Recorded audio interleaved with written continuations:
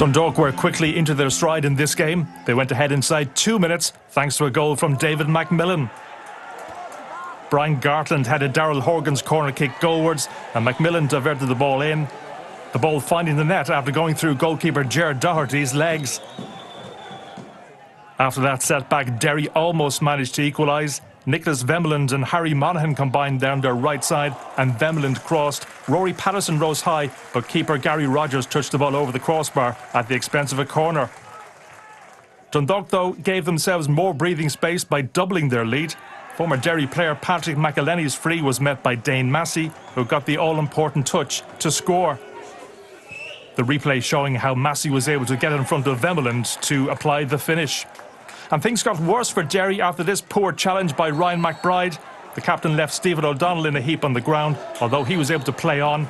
Referee Paul McLaughlin was perfectly placed to see the incident, and he had no hesitation in handing McBride a straight red card. 2 goals up, and with an extra player, Dundalk were not about to ease off. Here, Macmillan was denied by Doherty, who was having quite a busy night between the posts.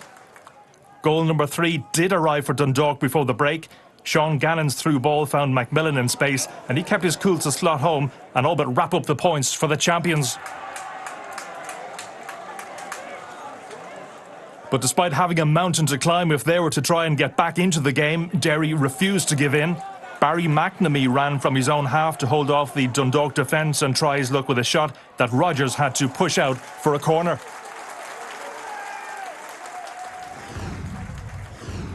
Dundalk were continuing to press in the second half. John Mountney tried to get on the score sheet, but Doherty was equal to his effort as he battled hard to keep the score down.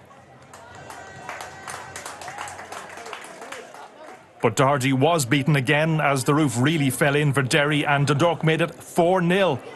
This time Horgan released Macmillan, and while his initial shot was blocked by Doherty, the informed Horgan was alert to nip in and finish to the net.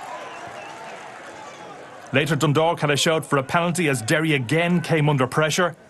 Darren Meenan went to try and head Mountney's cross, but he ended up on the ground in the goalmouth. Substitute Conor McDermott was the nearest to Meenan, but the referee was not going to point to the spot. Macmillan was keen to complete his hat-trick, and he had the chance with a header. Gannon sent the ball in, and Macmillan directed it goalwards, but Doherty was there to deny him. Gannon and Macmillan were involved in another call from Dundalk for a penalty. Gannon found Macmillan, who hit the ground too easily as he squeezed past Vemeland and Aaron Barry. All Macmillan got was a booking. The mostly one-way traffic continued, and Macmillan finally got his 3rd goal as the Derry rearguard was breached again. Good work by Mountney ended with Macmillan drilling in to complete the route and make sure he went home with a match ball.